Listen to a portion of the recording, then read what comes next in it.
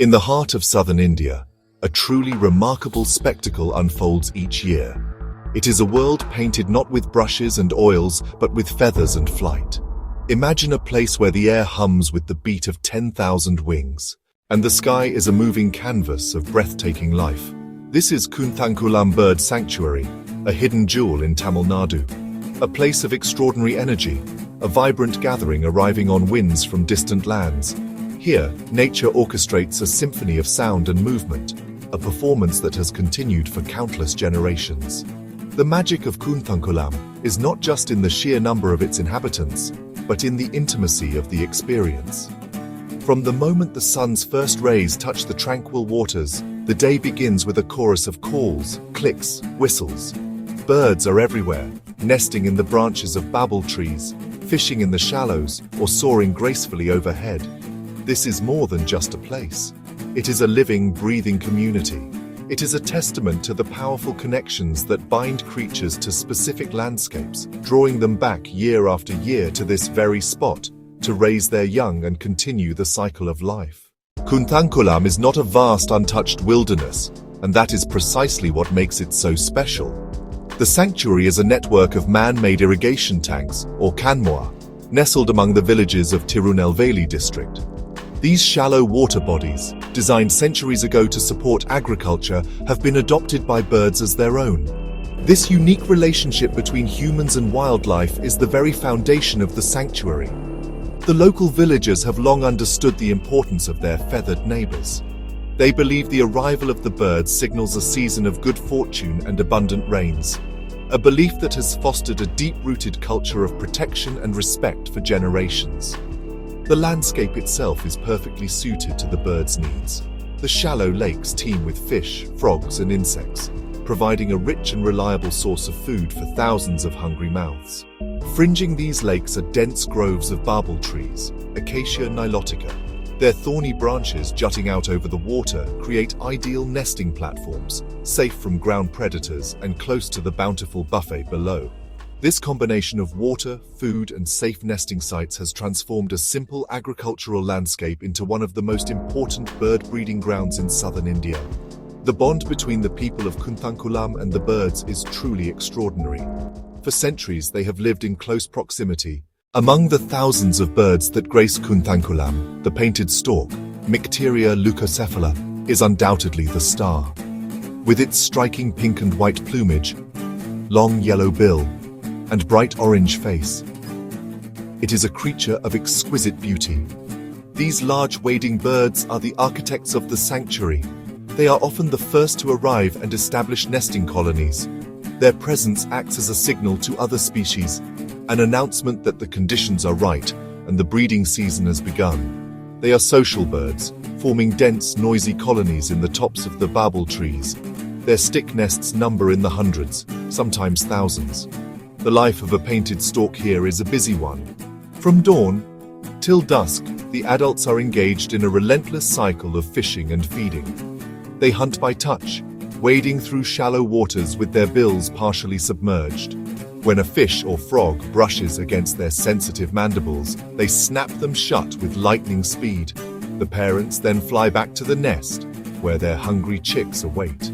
The sound of the colony is a constant cacophony, bill clattering, guttural hisses, and the incessant high-pitched begging calls of the young. It is the sound of life, of a new generation being nurtured into existence. Watching a painted stork in flight is a moment of pure grace. Despite their large size, they are remarkably elegant flyers, soaring on broad wings, with their long legs trailing behind them. While the painted storks may be the headliners, they are joined by a spectacular supporting cast of large wading birds.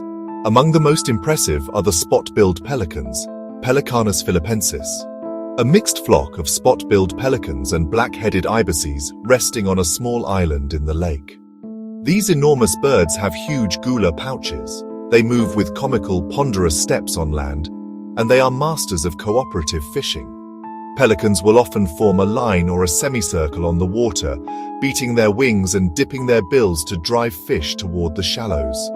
Close up, a pelican scooping fish with its pouch.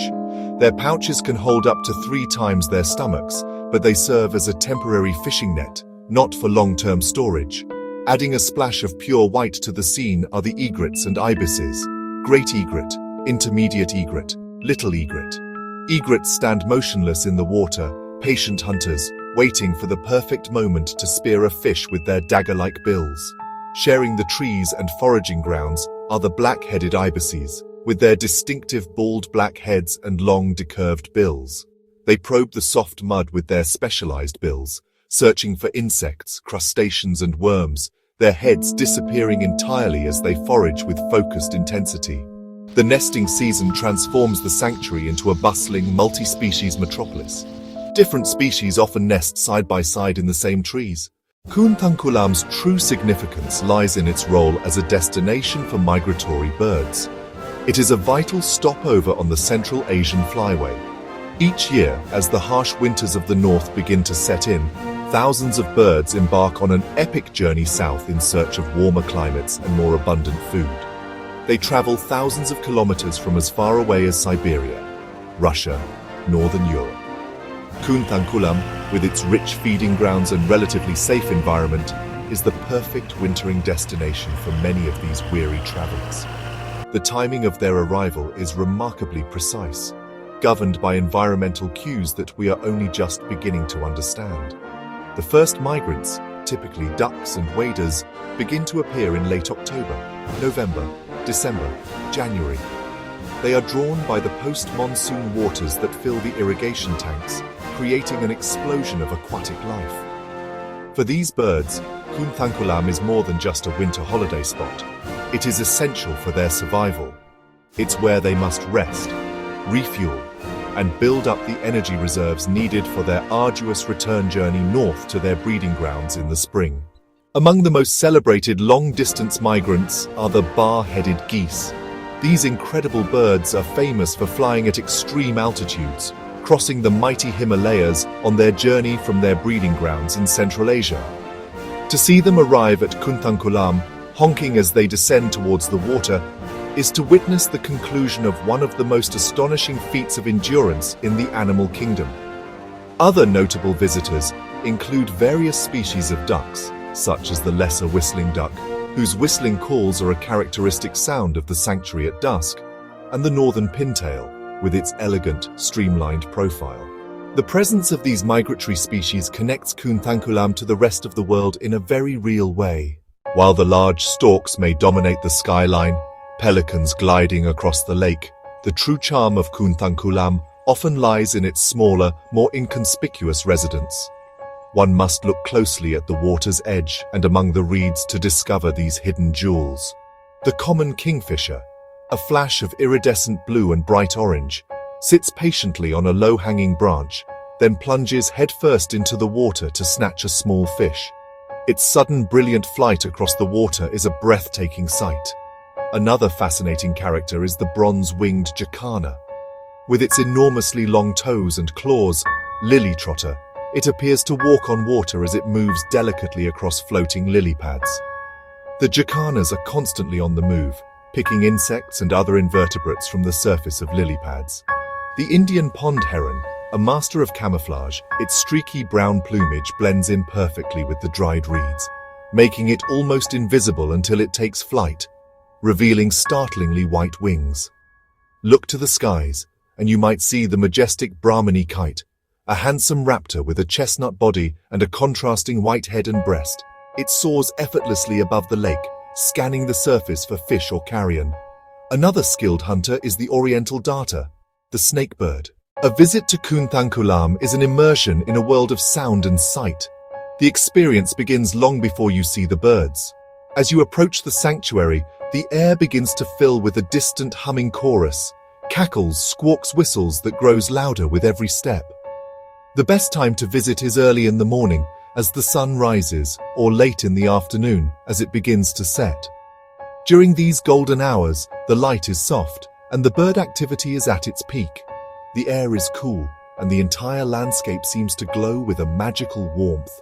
As you walk along the bunds that separate the water tanks, the full scale of the spectacle is revealed.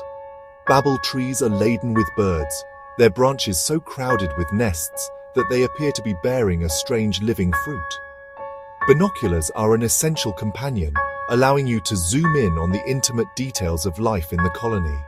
You can watch a painted stork delicately preening its partner, a pelican feeding its demanding chicks, or an egret meticulously constructing its nest, one twig at a time. An observation tower provides a panoramic vantage point, offering a bird's-eye view of the bustling avian city below. The sounds of Koonthankulam are a symphony in their own right. Koonthankulam is a beacon of hope, a testament to what can be achieved when a community lives in harmony with nature. However, this fragile paradise faces a growing number of threats that jeopardize its future. The most significant of these is water scarcity.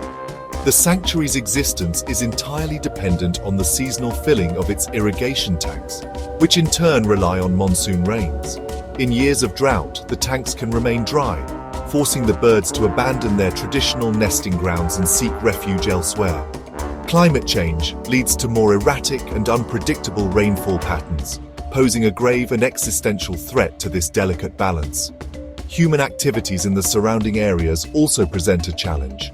The increasing use of pesticides and chemical fertilizers in agriculture can contaminate the water supply. These toxins can accumulate in the food chain, poisoning the fish and poisoning the frogs. If ingested, these chemicals can lead to reproductive failure, birth defects in chicks, and even the death of adult birds. As the human population grows, there is also increasing pressure on the landscape, with the potential for encroachment on the sanctuary's buffer zones and the clearing of trees that provide vital roosting and nesting sites for thousands of birds.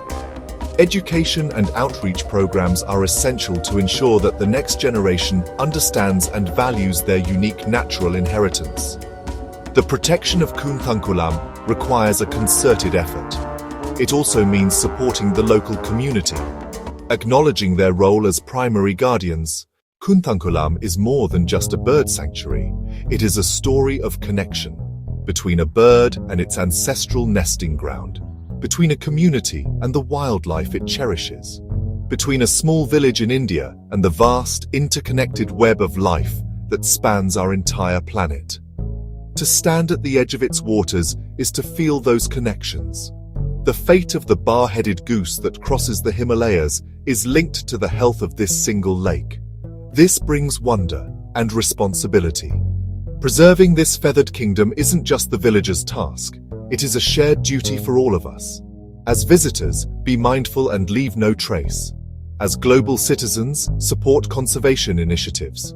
Raise awareness, support wetland organizations, make conscious, low-impact choices. The future depends on collective will and recognition of value. The birds ask for very little: clean water, a reliable source of food, safe places to raise their young. In return, a spectacle of immense beauty, a living lesson in resilience and adaptation. The sky above Koonthankulam must remain a canvas for feathers and flight forever.